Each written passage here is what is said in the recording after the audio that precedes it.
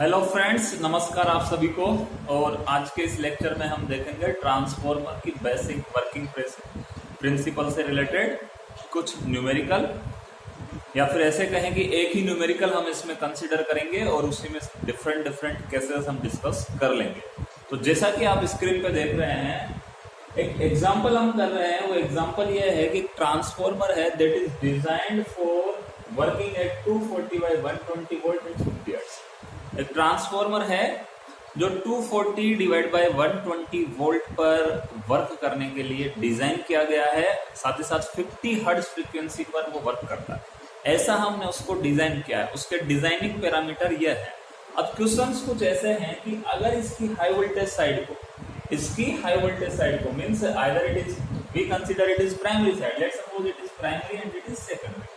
सो अगर इसकी primary side को और हाई वोल्टेज साइड को, क्वेश्चन ये है कि अगर इसकी हाई वोल्टेज साइड को अगर हम different voltage level and frequency से कनेक्ट कर देते हैं तो इस ट्रांसफॉर्मर की वर्किंग कैसे रहेगी? इज इट वर्क सेटिस्फैक्टरली और नॉट? क्या यह उस कंडीशन में सेटिस्फैक्टरली वर्क करेगा, नहीं करेगा? करेगा तो कैसे करेगा? सेकेंडरी का आउटपुट क्या होगा, सेकेंडरी की फ्रीक्वेंसी क्या होगी? तो बेसिकली आप प्रॉब्लम को समझ गए होंगे। प्रॉब्लम हमको क्या दे रखी है एग्जांपल में? प्रॉब्लम हमको ये दे रखी है कि एक सिंगल फेज ट्रांसफॉर्मर है that is design to operate at 240 divide by 120 volt and 50 hertz. इस वोल्टेज एंड फ्रीक्वेंसी पर ऑपरेट करने के लिए उसको डिजाइन किया गया है। वेरेज हमसे पूछा क्या जा रहा है? हमसे पूछा ये जा रहा है कि अगर इसकी हाई वोल्टेज साइड को different voltage level and frequency से कनेक्ट कर दे तो ये ट्रांसफॉर्मर का सेकेंडरी साइड का या फिर लो वोल्टेज साइड का आउटपुट क्या होगा? क्या ये ट्रांसफॉर्मर सेटिस्फैक्टरली वर्क करेगा? उसकी फ्रीक्वेंसी क्या होगी? तो दैट इज आवर प्रॉब्लम। और अब हम इसको सॉल्यूशन हमको इसका ढूंढना है। तो फर्स्ट जो केस है वो हमको दे रखा है कि फर्स्ट केस में इसकी हाई वोल्टेज साइड को कितने वोल्टेज और फ्रीक्वेंसी से हमने कनेक्ट किया है। तो इसका जो फर्स्ट क्वेश्चन है उसमें हमने किया है 240 वोल्ट, 240 वोल्ट एंड 50 हर्ट्ज से। तो जो इसका हमने किया 240 वोल्ट एंड 50 हर्ट्ज से हमने इसकी प्राइमरी को कनेक्ट कर दिया। तो जो आपको फर्स्ट क्वेश्चन जो दे रखा है, जिस पैरामीटर पर इसका ऑपरेट करने के लिए इसको डिजाइन किया गया है, वहां से हम एक रिलेशन निकाल लेते हैं। इससे हम एक रिलेशन निकाल लेते हैं। यहां से क्या निकाला हमने? V1 divide by V2 is equal to, या फिर E1 divide by E2 is equal to E1 divide by E2 is equal to N1 divide by N2 होता है। ये जो कि ट्रांसफॉर्मेशन रेशियो होता है, ये हमने यहाँ से निकाल लिया। तो इसका रेशियो हम देखें, V1 डिवाइड बाई V2 का तो कितना है? 240 divide by 120 that is equal to किसके इक्वल आ गया? 2 के। और हमने देखा था कि transformer is a constant flux device. Transformer is a constant flux device. यहां पर हम लिख सकते हैं transformer is a constant flux device. Constant flux device. Constant flux device का मतलब क्या है? ट्रांसफॉर्मर में जो फ्लक्स होगा, ट्रांसफॉर्मर की कोर में जो फ्लक्स होता है फाई, वो हमेशा क्या होना चाहिए? कांस्टेंट। वो क्या होना चाहिए? कांस्टेंट। और हमने ट्रांसफॉर्मर की इक्वेशन निकाली थी, तो उसमें हमने देखा था V इज इक्वल टू क्या आया था? 4.445 F, और ये नंबर ऑफ टर्न्स। आइदर अगर ये V1 होगा तो ये N1 होगा, ये V2 होगा तो ये N2 होगा। तो हम इसको V1 कर ले और इसको N1 कर ले। तो N1 तो होता है कांस्टेंट। अगर फ्लक्स हमको कांस्टेंट रखना है तो क्या करना पड़ेगा? V बाई एफ रेशियो क्या करना पड़ेगा? कांस्टेंट रखना पड़ेगा। V बाई एफ रेशियो हमको क्या करना पड़ेगा? कांस्टेंट रखना पड़ेगा। प्राइमरी केस में, जो फर्स्ट केस, जिस केस में इसको ऑपरेट होने के लिए डिजाइन किया है, उस केस में V बाई एफ का रेशियो निकालें।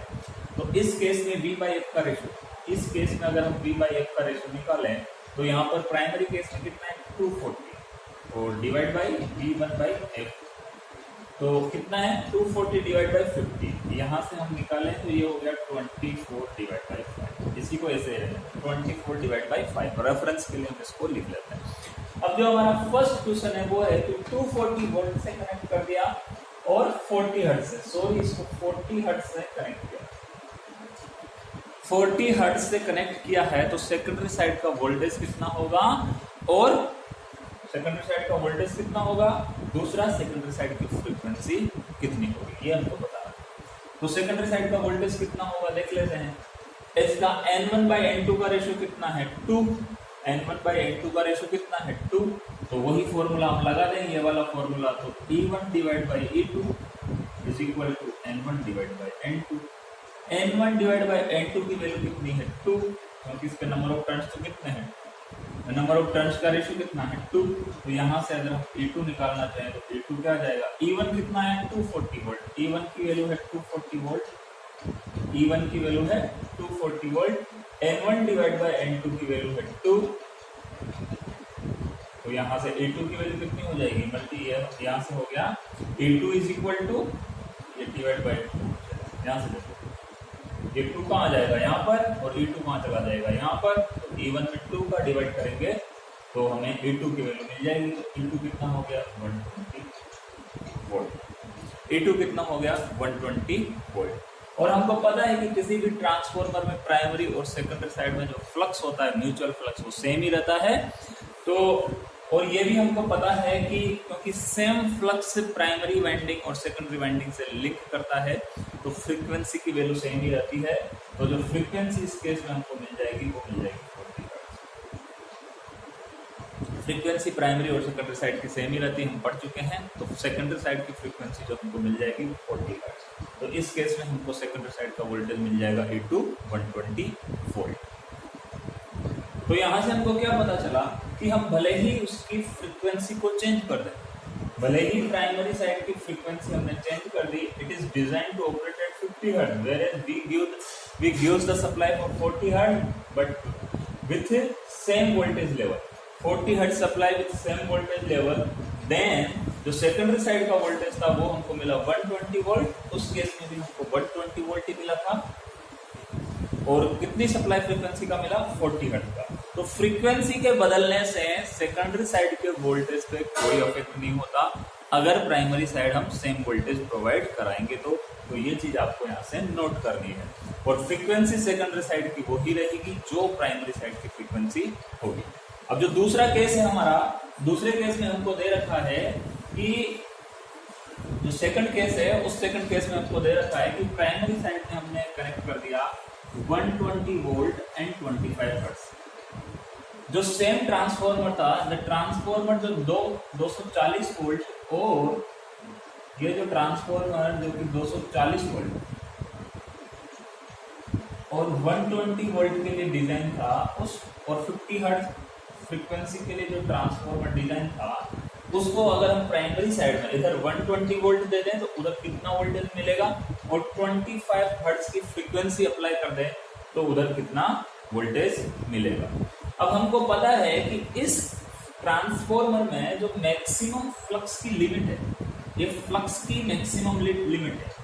तो फर्स्ट केस से हम देख सकते हैं कि फ्लक्स मैक्सिमम इसमें कितना होना चाहिए, फाई मैक्सिमम वो किसके प्रोपोर्शनल होता है, V बाई एफ के। कोर में जो मैक्सिमम फ्लक्स होगा वो किसके प्रोपोर्शनल होगा, V बाई एफ के। अभी हमने यहाँ से देख लिया V बाई एफ के, क्योंकि इसके टर्न्स भी इसमें कंसिडर होंगे।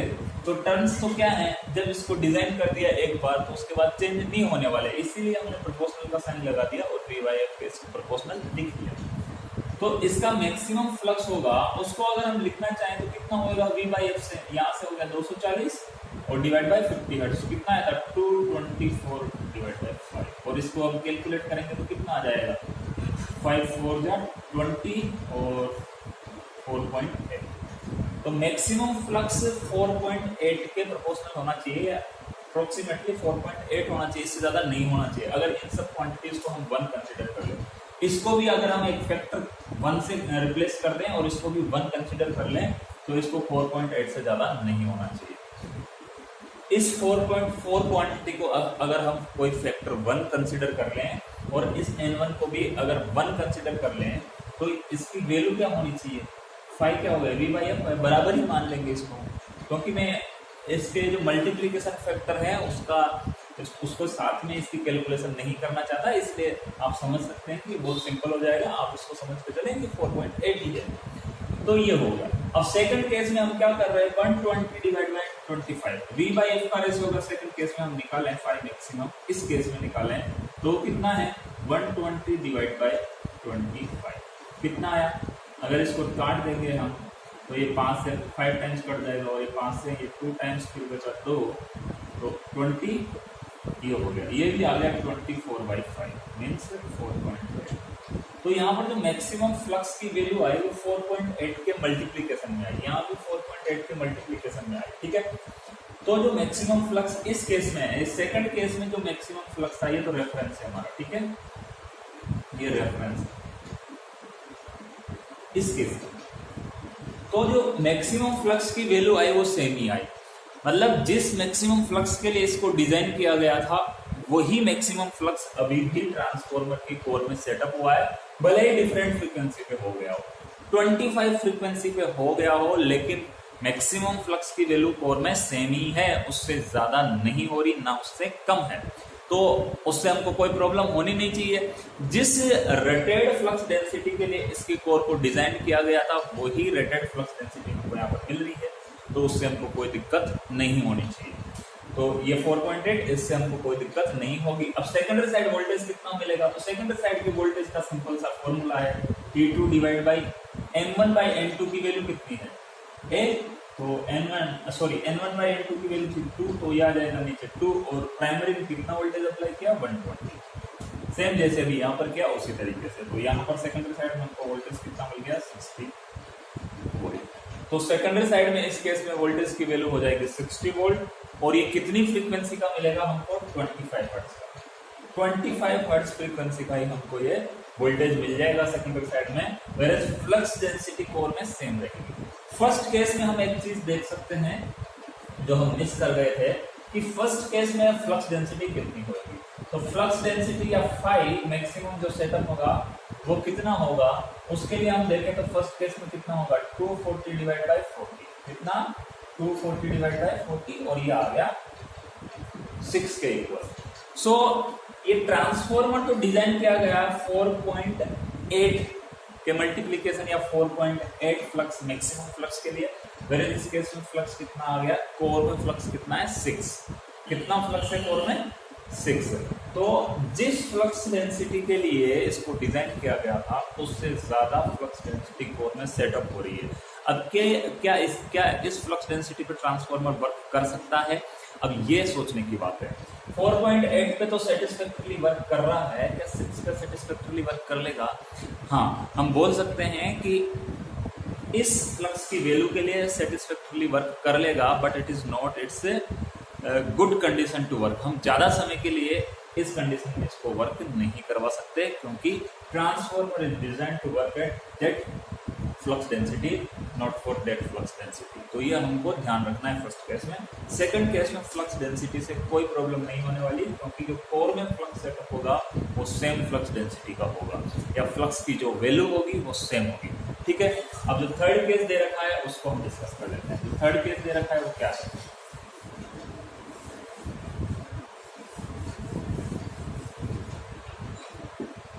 जो थर्ड केस हमको दे रखा है वो दे रखा है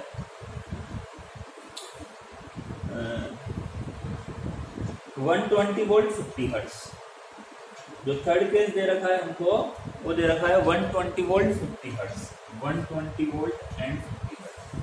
अगर इसकी प्राइमरी को 120 वोल्ट से कनेक्ट करें और 50 हर्ट्ज की सप्लाई दें तो सेकेंडरी साइड का वोल्टेज कितना होगा, कितने फ्रीक्वेंसी का होगा?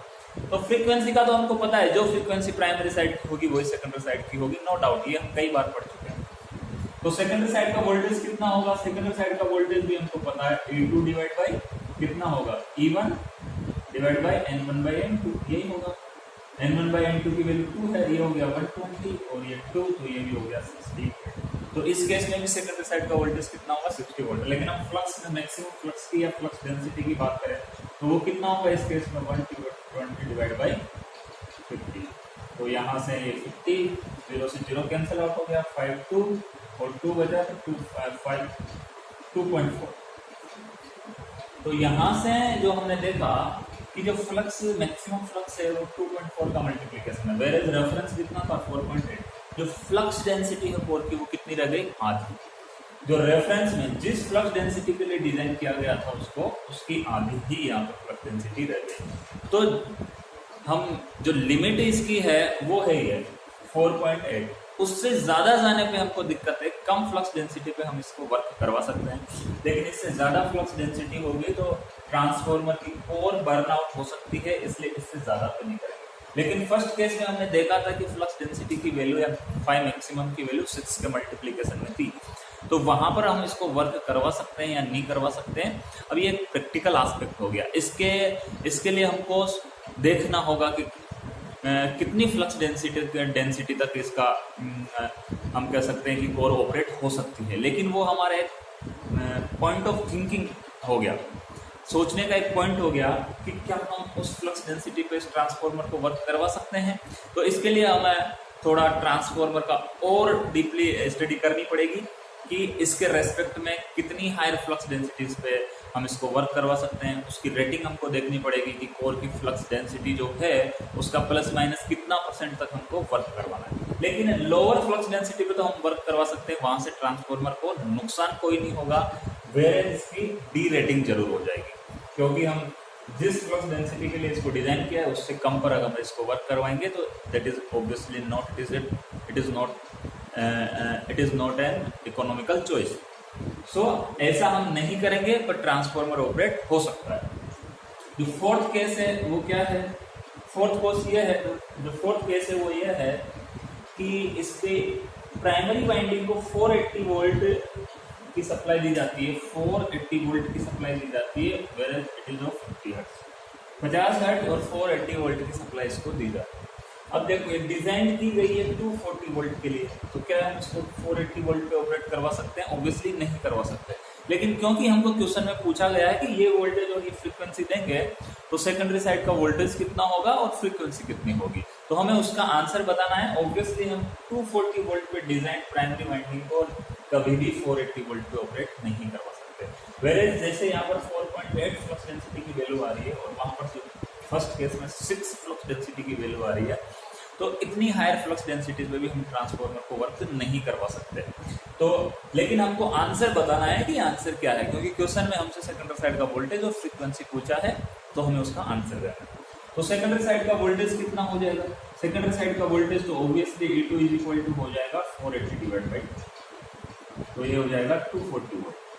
ये तो हो गया 240 वोल्ट। फ्लक्स डेंसिटी की बात करें या 5 मैक्सिमम की बात करें तो वो होगा V/8 के प्रोपोर्शनल, तो 480 डिवाइड बाई 50 कितना आ गया? इसमें इसको डिवाइड करोगे 48 में तो ये हो गया 5 9 या 45, 3 बचा 9.6। देखिए इस केस में जो मैक्सिमम फ्लक्स है वो 9.6 का मल्टीप्लाइड है, या फिर अगर बाकी की क्वांटिटीज को हम 1 कंसिडर करें तो 9.6 है। मैक्सिमम फ्लक्स डेंसिटी की बात करें तो वो 9.6 है, जबकि it is design to operate at 4.8, so ये बहुत ज्यादा है, हम इस पे इसको ऑपरेट नहीं करवा सकते। लेकिन जो आंसर इसने पूछा उसका आंसर है 240 वोल्ट 50 हर्ट्ज। इतनी फ्लक्स डेंसिटी पे हम इसको ऑपरेट नहीं करवा सकते और इतने हाई वोल्टेज पे इसको ऑपरेट भी नहीं करवा सकते। फिर है बात करते हैं लास्ट केस जो इसमें दे रखी है, फिफ्थ केस, वो क्या है उसका भी थोड़ा हम देख लेते हैं। जो फिफ्थ केस है वो यह है कि 240 वोल्ट डीसी सप्लाई अगर देंगे तो क्या होगा? 240 वोल्ट डीसी सप्लाई देंगे तो इसका क्या होगा? जो फिफ्थ केस है वो ये है कि फिफ्थ केस है वो है 240 वोल्ट डीसी सप्लाई अगर हम इसको देंगे तो क्या होगा? देखिए इस केस में ऑब्वियसली फ्लक्स डेंसिटी की वैल्यू काफी ज्यादा हो गई है। एक्चुअल में फ्लक्स डेंसिटी इसकी 4.8 है, वेरेज जो सेकंड केस में हमने निकाला था वो 9.6 थी, फोर्थ केस में हमने देखा 9.6 थी, तो इसकी लगभग दोगुनी फ्लक्स डेंसिटी हो गई। इसकी लगभग 2 गुनी फ्लक्स डेंसिटी हो गई, 2 टाइम्स फ्लक्स डेंसिटी हो गई, तो ट्रांसफार्मर की कोर ऑब्वियसली बर्नआउट ही हो जाएगी। इसलिए इस केस को हम डेफिनेटली इसको वर्क नहीं करवा सकते, फोर्थ केस को जिसमें फ्लक्स डेंसिटी की वैल्यू डबल हो गई थी। वेरेज फर्स्ट केस में जिसमें फ्लक्स डेंसिटी की वैल्यू 6 थी उस पर हम थोड़ी देर के लिए ट्रांसफार्मर को वर्क करवा सकते हैं। अब उम्मीद है मुझे जो मैं कहना चाह रहा हूँ आपको वो आपको समझ में आ रही होगा। अब लास्ट केस है 240 वोल्ट डीसी सप्लाई देंगे तो क्या होगा फ्रेंड्स। जैसे ही ट्रांसफार्मर की प्राइमरी वाइंडिंग को डीसी सप्लाई देंगे तो ये बहुत ही इंपॉर्टेंट पॉइंट भी है, एग्जाम पॉइंट ऑफ व्यू से भी है, वेरेज इंटरव्यू और वाइवा पॉइंट ऑफ व्यू से भी है। जहां पर डीसी आया तो एक्चुअल में है क्या, जैसे हम इसको कंसीडर करें कि डीसी सप्लाई देते ही क्या होता है, इस ट्रांसफार्मर की कोर में ये प्राइमरी वाइंडिंग है, यहाँ पर मैंने डीसी सप्लाई दे दी, नो मैटर कितने भी वोल्टेज की दी, कोई फर्क नहीं पड़ रहा कितने भी वोल्टेज की दी, ये 240 वोल्टेज के लिए डिजाइन है, भले ही मैंने यहाँ पर 12 वोल्ट की सप्लाई दी लेकिन डीसी दे दी, तो होगा क्या, आपने जैसे ही डीसी सप्लाई इसको दी तो यहाँ से जो करंट फ्लो होगी वो कौन सी होगी, कांस्टेंट करंट फ्लो होगी। डीसी करंट समय के साथ बदलती नहीं है, चेंज नहीं होती, तो यहाँ से जो फ्लक्स सेटअप होगा वो भी कौन सा होगा, वो जो फ्लक्स यहाँ पर मैक्सिमम फ्लक्स कोर में सेटअप होगा वो भी क्या होगा, कांस्टेंट होगा। और जो यहाँ पर E1 है वो क्या है, E1 is proportional to D phi by D या D phi M by D. ये फाई एम क्या है, अगर ये फाई एम कांस्टेंट है, ये फाई एम क्या है, कांस्टेंट है, तो कांस्टेंट का डिफरेंशिएशन कितना होता है, 0। कांस्टेंट का डिफरेंशिएशन कितना होता है, 0। तो यहाँ पर जो ईएमएफ इंड्यूस्ड होगा प्राइमरी वाइंडिंग के अक्रॉस वो कितना हो गया, 0। प्राइमरी वाइंडिंग के अक्रॉस जो ईएमएफ इंड्यूस्ड हो गया वो हो गया 0। और यहाँ पर आपने कितने वोल्ट की सप्लाई दे रखी है, 12 वोल्ट की, तो यहाँ से जो ये आई करंट फ्लो होगी ये प्लस माइनस 12 वोल्ट की आपने सप्लाई दे रखी है, तो जो आई करंट फ्लो होगी वो 12 डिवाइड बाई इस वाइंडिंग का रेजिस्टेंस, और इस केस की बात करें तो 240, इस केस की हम बात कर लें तो 240 वोल्ट डिवाइड बाई इस वाइंडिंग का रेजिस्टेंस।